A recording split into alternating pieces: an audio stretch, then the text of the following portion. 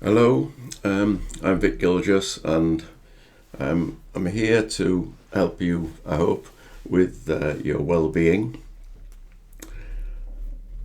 And today I want to talk about clarity of mind and trying to move away from our intellect always to solve things, solve our issues.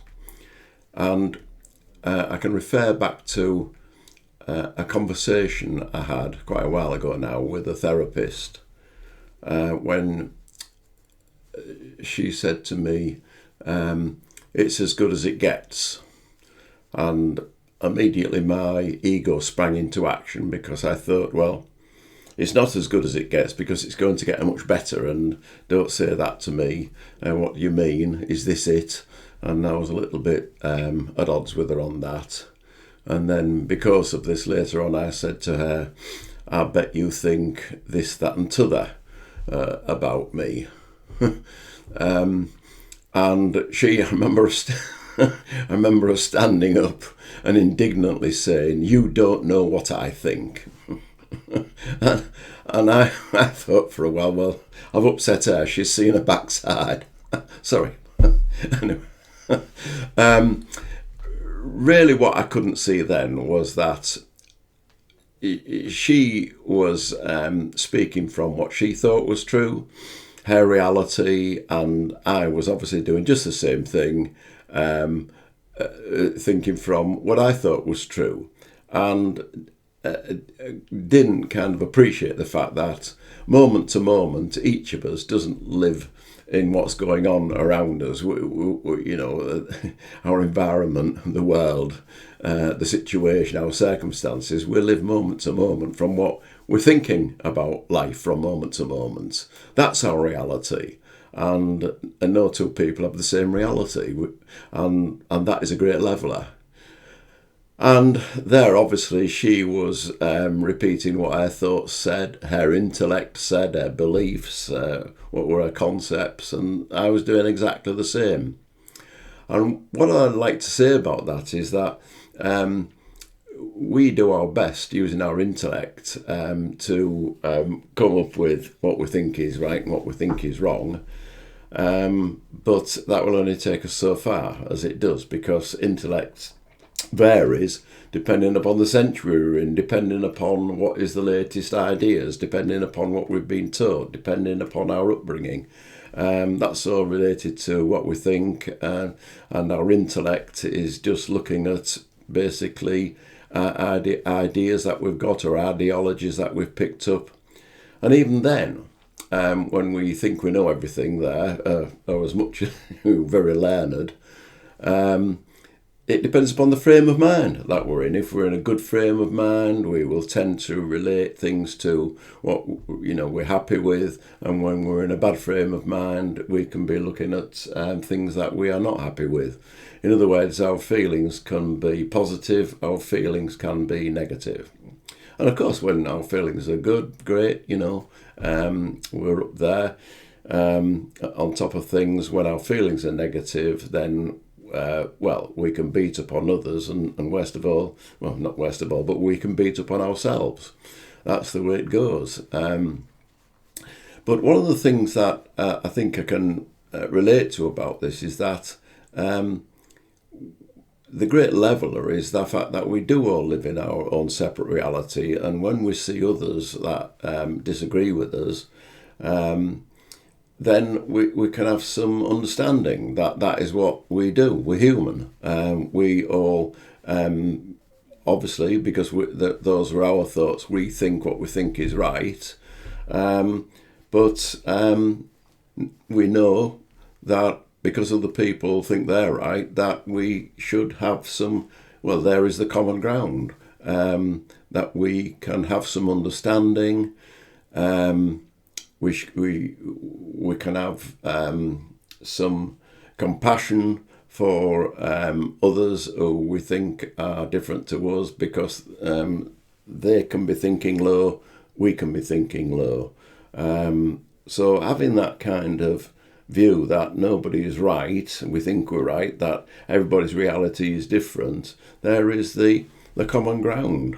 There is no need to be fighting other people. There is more need to be understanding other people because we now know where they're coming from. And the thing about I mentioned earlier about our intellect and the way in which we think is that when our thought calms down, and I've mentioned this before, I haven't got any props with me, but the snowball of life, where you know, when you shake the snowball, you can't see the snowman until it settles, and then it calms and you can. Then when our thoughts calm down, when we go quiet to our thoughts, then our intellect is less paid attention to because we're calmer, we're more open to to the energy of life. We've got clarity in many ways because we're not referring to our what we think is right, to our intellect. It is a kind of a before thought, and before thought, no thought, or a still mind is then when we're open to what is. And what is universal energy, which has got intelligence. And in that sense, I would say we will get an idea of what to do, a kind of a prodding of what to do, an intuition of what to do, because we have got some kind of insight coming through. And insights come through when we stop referring to our intellect, which thinks it knows things, but it cannot and is incapable of knowing what is real. It is only knowing what it thinks through its concepts and ideas. So what I will say there is that our when we do have insights which come from a clear mind, that our insights inform our intellect. And I think that's very important to know. As well as that when we are with others, and especially in, say, listening to others' issues and problems, trying to connect with others, that often our intellect can jump in because we think we might have an answer to what they're saying is, or we may be not really listening to them because we're in the mode of what do I say next. Then when we kind of get that out of the way, when we get out of thinking mode to just be with that person at a one-to-one, a human level, then there is a better connectedness, that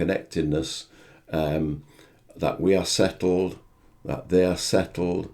They are not expecting us to provide answers to them about them, because how do we know really what is right for them? But what we do know is that when we both have got the human connection, there is a kind of a space between us, in terms of that space is filled with obviously energy, and that energy has knowledge, it has a knowing. There is a healing connection. And I've come across that through Reiki. We had a Reiki session the other week, and one of the people in the group said, well, what is Reiki? And the Reiki master said, well, it's just universal energy. And I said, well, what's the properties of that universal energy? And they said it is intelligent, and it is intelligent. It's the energy behind life. It's the energy that grows, that grows everything from little things. It knows what to do, and it knows what to do as regards enabling us to move forward in the best way possible for us, probably in ways that we wouldn't have thought of or that we could even deal with. And so I think that when we are still to our intellect and we've got calmness of mind, then that connection with what is universal energy does help us with mental improvement and also physical improvement. And it goes where it is needed. In effect, I would say all boats rise with the tide. So I hope that's helped. Obviously, we need our intellect to solve problems, but our mind is not built to solve psychological problems. It is built to solve practical things.